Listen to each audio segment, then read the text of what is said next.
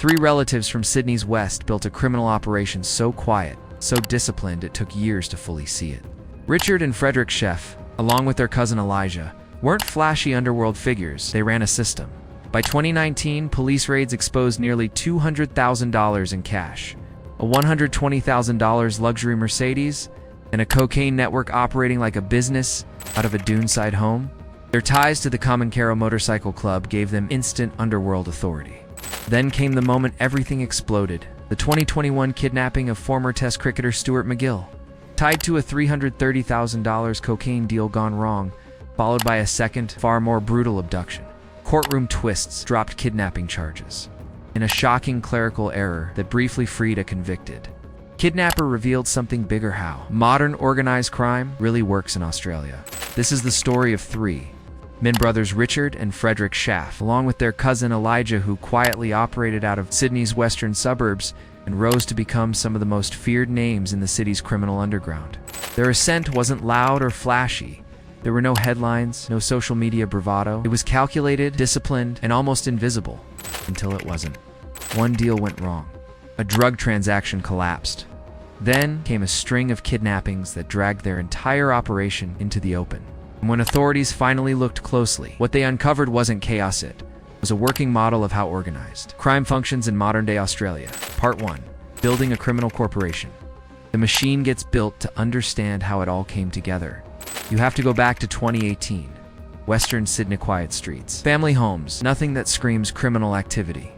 That normality was the camouflage. And it's exactly why Richard Schaaf chose an unremarkable house in Doonside as his base of operations. About 45 minutes from Sydney's CBD, that property became the nerve center of what would grow into one of the city's most streamlined cocaine distribution networks. What matters here is, this Richard wasn't a typical street dealer. He wasn't hustling on corners or selling small amounts to addicts. This was something far more structured. Richard was running what looked and functioned like a business, complete with supply lines, delivery routes, and enforcement. He dealt directly with suppliers. He had runners moving product through the western suburbs with clockwork efficiency. And if something went wrong, he had a reputation for fixing it quickly and decisively. By 2018, police were already watching him. Surveillance units had flagged Richard as a serious player in Sydney's drug scene. But even then, authorities didn't fully grasp how big the operation was. That wouldn't become clear until May 2019, when federal agents and NSW police launched a series of coordinated raids, the raid that exposed everything when police hit multiple properties tied to Richard's network. The Doonside house told the real story. What they found inside wasn't random, it was a snapshot of a thriving criminal enterprise. The physical evidence included $199,000 in cash. Inside the house is $120,000. Mercedes-Benz GLE 63, sitting in the garage, 71, unopened. Bottles of alcohol, 26 boxes of brand new shoes. Still sealed 62 bottles of high-end perfume and cologne, 60 clothing items with security tags still attached to investigators. This wasn't a drug dealer splurging. This was profit-clear proceeds of crime. The mix of luxury goods pointed to more than just drug trafficking. It showed involvement in stolen merchandise as well. Richard's operation wasn't relying on one income stream. It was diversified, and the items in the house were only part of it. Phone intercepts caught Richard actively organizing cocaine deals. Wiretaps revealed him directing runners using 2 dedicated drug phones. Handwritten notebooks detailed debts, collections, and transactions. This wasn't street-level chaos. It was a system, layers of control, defined roles, tracked profits. When charges were finally laid, Richard was hit with 17 counts, including knowingly directing a criminal group. The scale of the allegations made one thing clear. By May 2019, Richard Schaaf wasn't just involved in Sydney's drug trade, he was, according to police, running a significant part of it, the Comanchero connection. Why this matters, this is where the Schaaf story really starts to make sense. Because their rise can't be explained without looking at the world they were operating in. At the center of that world sits the Comanchero Motorcycle Club, founded in Sydney. Back in 1968 and named after a John Wayne Western, the Comancheros began as a biker club. Over decades, they evolved into one of the most powerful, organized crime syndicates in Australia. This isn't a small-time outfit. The Comancheros operate on an international level, with links to Middle Eastern crime networks, large-scale cocaine supply lines, and sophisticated money laundering operations. Their reach includes drug trafficking on an industrial scale, debt collection, standover tactics, and a level of violence that leaves little room for mistakes. But modern, organized crime doesn't always work the way people expect. The Comancheros don't personally carry out every act of violence. Instead, they outsource. They identify crews that are reliable, loyal, and capable of handling pressure, and they use them as contracted muscle. It's the same model used in legitimate business, just applied to criminal enforcement. Only here, the service being outsourced is intimidation and violence. The Schaaf brothers fit perfectly into that system. They proved they could enforce debts, manage drug distribution, move product consistently, and most importantly, stay silent. Aligning with the Comancheros didn't just offer protection, it gave them something far more valuable: instant credibility in the underworld. When Richard or Frederick turned up to enforce a deal or demand money, it wasn't just two men knocking on a door. It was the implied backing of one of Australia's most feared outlaw motorcycle clubs. That reputation did most of the work for them. Part 2. The crime that changed everything. Stuart MacGill. From Test cricket star to kidnapping victim. In April 14, 2021, just after 6 p.m., there was a knock on the door of a quiet home on Sydney's lower North Shore. Inside was a man who had no reason to suspect danger. His name was Stuart MacGill. He was 50 years old, a former Australian Test cricketer, and one of the country's most respected spin bowlers. Over his career, he played 44 Test matches and took 208 international wickets by 2021. MacGill had moved on from professional sport. He was running a successful restaurant, making occasional media appearances, and living what appeared to be a stable, comfortable life. But that evening, everything changed, and it all traced back to a drug deal that went badly wrong. The chain of events was surprisingly simple. MacGill, who had developed a cocaine habit, introduced his regular dealer known in court as Sonny to his brother-in-law, Marino Soteropoulos. The deal itself was clear: $330,000 for 1 kilogram of cocaine. On paper, it was a straightforward exchange. What followed was anything but. Sonny used counterfeit cash to steal, not just the agreed kilogram, but 2 additional kilograms of cocaine from people who were deeply embedded in the criminal underworld. This wasn't confusion or a mistake. It was a deliberate ripoff. And suddenly, powerful figures were out hundreds of thousands of dollars worth of drugs. In that world, when a deal collapses like that, responsibility doesn't disappear. It gets assigned. And that responsibility landed on Stuart MacGill. He was the one who made the introduction. He was the one who vouched for Sonny under Underworld rules. That made him accountable for the entire transaction, whether he understood the risk or not. The abduction, the approach was calm, almost disarming. The men met Stuart MacGill outside his home and told him they just wanted to talk. Richard Schaaf, already known to police as a serious figure in Sydney's drug scene, looked him in the eye and said they weren't there to hurt him. This was just a conversation, nothing more. MacGill hesitated, then made a decision he would later say changed everything. He got into the car. What followed was a 70-kilometer drive from Cremona to a rundown shed in Bringley, deep in Sydney's southwest. In the vehicle with him were Richard and Frederick Schaaf. Another man was there too, my fellow. He was carrying garden shears, rope, and cable ties. The moment they reached the shed, the tone shifted.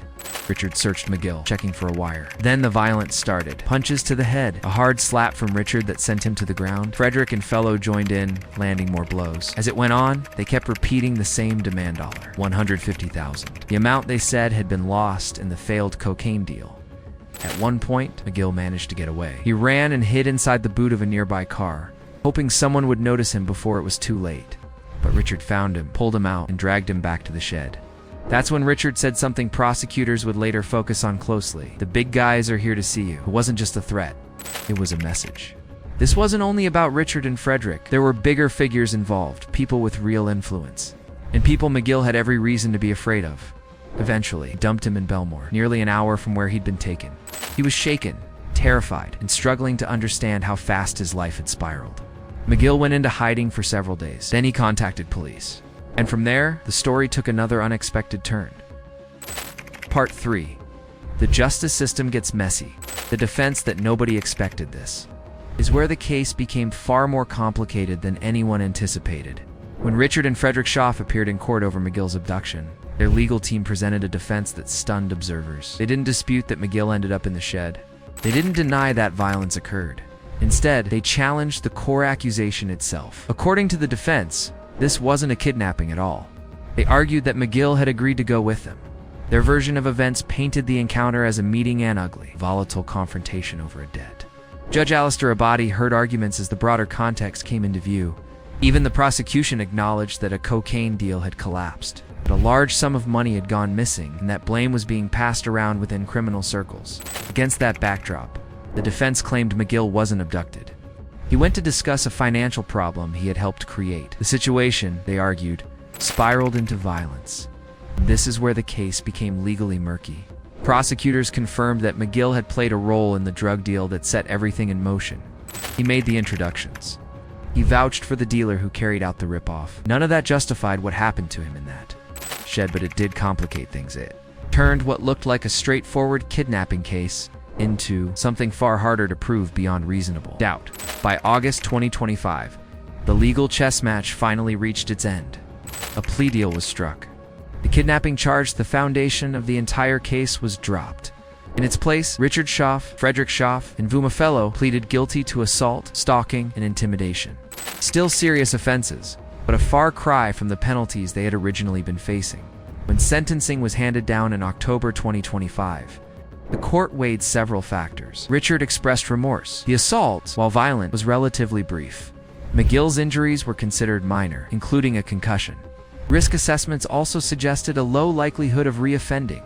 Taken together, the outcome surprised many. Neither Richard nor Frederick received a prison sentence. Stuart MacGill, however, did not escape consequences. He was convicted for his involvement in the drug supply that set everything in motion. The court sentenced him to a 22-month intensive corrections order served in the community, not behind bars. He was ordered to complete 495 hours of community service and submit to ongoing drug testing and psychological treatment. Several former test captains, including Steve Waugh, provided character references in his support. Part 4. The Brazen Kidnapping. Nobody expected the Mancuso incident. When things got really dark, just when it seemed the Schaaf story had reached its limit, it took a darker turn. While the MacGill case was still unfolding in court, younger relative cousin Elijah Schaaf was making his own name in the underworld. And the crime that introduced him was bold, reckless, and deeply disturbing. In the early hours of June 1, 2021, a convoy of vehicles pulled up outside a home in Bringelly. Inside, Dylan Mancuso was asleep next to his father, unaware of what was about to happen. Mancuso was no civilian. He was a former member of the Lone Wolf Beaky Ganga man, hardened by years inside. The criminal world, masked men armed with weapons stormed the house. Mancuso's father was assaulted as the attackers dragged Dylan out at gunpoint. The operation was swift and controlled, almost surgical. Resistance was impossible. Mancuso was taken to an industrial warehouse in Revesby. There, he was stripped to his underwear, beaten and bound with duct tape. Then came the ransom demands. Using Mancuso's own phone, the kidnappers began making calls, but the demands were erratic, jumping wildly between $30 million and $100 million. Two experienced crime investigators. Those figures were a red flag. This wasn't a calculated negotiation. It was bravado mixed with panic. A group operating far beyond its level of experience, NSW police tactical units traced the calls and raided the warehouse. They found Mancuso half-naked, injured, and slumped in a corner. In a final act of desperation, the kidnappers had attempted to set parts of the building on fire, placing Mancuso's life in even greater danger. Elijah Schaaf emerged as a central figure in the case. Prosecutors alleged he wasn't on the sidelines. He was directly involved in planning and carrying out the kidnapping. To authorities, his actions showed something troubling. A crew that had shifted from controlled enforcement to unpredictable violence. And at that point, the Schaaf story stopped looking like calculated criminal ambition and started looking like something far more dangerous. Part 5. The system fails and almost gets away with it. The clerical error that nearly set a kidnapper free. What happened next sounds unreal, but it happened inside Australia's justice system. By the time Elijah Schaaf stood before the court for sentencing over the Mancuso kidnapping, he had already spent more than 2 years behind bars. His lawyers were preparing for a heavy prison term. The judge handed down a sentence with a minimum of 2 years and 8 months and a maximum of 4 years. On paper, that should have kept Elijah locked up, but here's where everything went wrong, because Elijah had already served over 2 years in custody. The calculations made it appear as though he had effectively completed his minimum term. Court staff processed the paperwork, files were signed off, and on December 12, 2023, Elijah Schaaf walked out of Sydney's District Court a free man, no parole, no supervision, no restrictions, except buried inside the sentencing documents was a critical mistake. The combination of the minimum and maximum terms actually meant Elijah was not eligible for release. He was supposed to remain in custody, but no one caught it. Not the clerks, not the lawyers, not the sentencing officers. Nobody noticed the error. Let that sink in. A higher-risk offender linked to multiple kidnappings was mistakenly released because of a clerical miscalculation. Elijah walked freely around Sydney for days, and if the error hadn't been spotted just before Christmas, he may have stayed free indefinitely. Once the mistake was finally discovered, police scrambled. An urgent search was launched. Elijah was located and taken back into custody. Just in time, it was a humiliating failure for the justice system, one that very nearly became a full-scale disaster. Part 6. How crime actually works in modern Australia. The business of violence. What makes the Schaaf story so revealing is that it strips away the myths around organized crime in the 2020s. The brothers weren't flashy. They weren't posting money stacks online or chasing notoriety. They operated out of Western Sydney, places like Doonside and Bringley, suburbs most people overlook, and that was the point. They worked quietly, methodically, with structure. Their operation looked less like chaos and more like a business. The supply chain was tight. Richard had direct access to suppliers. Distribution routes were planned. Runners moved drugs through defined networks. There were backups built in, so if one link failed, another took its place. Enforcement was outsourced. The Comanchero connection mattered here. When debts needed collecting or pressure needed applying, the Schaafs stepped in. They didn't have to explain who stood behind them. Their reputation did that for them. Income was diversified. Cocaine was only one stream. Stolen goods, cash handling, debt collection. If one source slowed down, others kept the operation alive. Technology was part of the system. Multiple drug phones, coded language, and awareness that police were always listening. They understood surveillance, just not well enough. In the end, wiretaps exposed everything. This is what modern organized crime actually looks like in Australia. Not loud, not glamorous, but structured, disciplined, and deeply embedded in ordinary suburban streets. The technology factor, one of the most revealing parts of the Schaaf story, is how technology both protected them and ultimately destroyed them. Richard believed he was being careful. He relied on drug phones, encrypted messaging, and coded language to keep his operation hidden. For a while, it worked. But those same tools ended up becoming the strongest evidence against him. Prosecutors built much of their case on phone intercepts and surveillance. Wiretaps recorded Richard arranging cocaine deals and giving instructions to runners in real time. The language he thought was clever and discreet didn't shield him, it mapped out his entire operation. Every call, every message, every instruction added another layer to the prosecution's case. Technology played an equally critical role in the Mancuso kidnapping.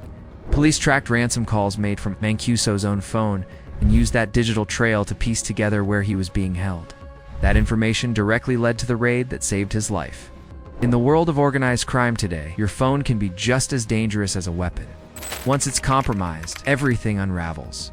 The bigger picture, international connections, what makes the Schaaf brothers more than just a local Sydney story is the scale of the world they were connected to. Their operations didn't exist in isolation. Through their ties to the Comanchero gang, they were linked into an international criminal network stretching from Southeast Asia through to the Middle East. Australia sits at the end of some of the world's largest drug supply routes. Cocaine, methamphetamine, heroin moved across borders, oceans, and continents before landing in cities like Sydney. Crews like the Schaafs are the final link in that chain. They're the ones who distribute it locally, enforce debts, keep the system running on the ground. What looks like suburban crime in places like Doonside or Bringley is actually part of a much bigger machine. These aren't isolated incidents. They're small pieces of a global operation worth billions. Part 7. The human cost. What kidnapping actually is to you, lost beneath court rulings and media headlines, is the real damage what this kind of crime does to people. Stuart MacGill wasn't just a name in a courtroom. He was a former elite athlete who walked away deeply shaken. He waited almost a week before reporting the kidnapping, a delay that spoke volumes about the fear he was living with. Being abducted, assaulted, and threatened leaves scars that don't show up in medical reports. And the impact doesn't stop with one victim. In Western Sydney, entire communities live alongside this reality. Violent crews operate out of ordinary streets. Intimidation becomes normalized. Businesses feel pressure. Trust in authorities weakens. People learn to keep their heads down. What makes it worse is how unpredictable it all is. MacGill didn't steal drugs. He didn't run an operation. He made an introduction, and that was enough to drag him into a nightmare. In Sydney's underworld, proximity alone can be dangerous. Anyone connected to a deal, even at the edges, can suddenly become a target. That isn't exaggeration. That's how this world actually works. Part 8. Where the story stands. Now the ongoing case and what it means by. Late 2025, the Schaaf story still isn't finished. Richard and Frederick have already been sentenced for their roles in the assault on Stuart MacGill. Neither man was sent to prison. Instead, both received intensive corrections orders to be served in the community. Elijah, their cousin, is in a very different position. After his shocking accidental release and rapid rearrest, he remains in custody and is facing the strong likelihood of a lengthy prison sentence for his role in the Mancuso. Kidnapping, the cocaine operation that once ran out of a quiet Doonside house, has been dismantled. Police seized assets, disrupted supply routes, and arrested key players connected to the network. From a law enforcement perspective, the damage to their operation is real and significant. But this is where the story gets uncomfortable. The structure they built, their ties to the Comancheros, and the reputation they established across Western Sydney don't simply disappear because arrests were made. That's how real criminal ecosystems work. They're built to absorb losses. When one crew is taken down, another steps in. Someone else moves the cocaine. Someone else starts collecting debts. The Schaaf brothers may be weakened, but the machinery around them keeps turning. Conclusion. The blueprint for modern crime. The Schaaf brothers weren't pioneers, and they won't be the last to operate this way. But their rise and the way it eventually unraveled offers a clear picture of how organized crime works in Australia. In the 2020s, the kidnappings, the courtroom twists, the cocaine ripoffs, the bureaucratic mistake that almost let a convicted kidnapper walk free. These aren't isolated incidents. They're pieces of the same puzzle showing how Sydney's underworld actually functions, and how fragile the justice system can be when it's pushed to deal with organized crime at scale. That's the real story of the Schaaf brothers. Not just that they broke the law, but that they exposed how modern, organized crime operates in one of Australia's largest cities, and how close it exists to everyday life.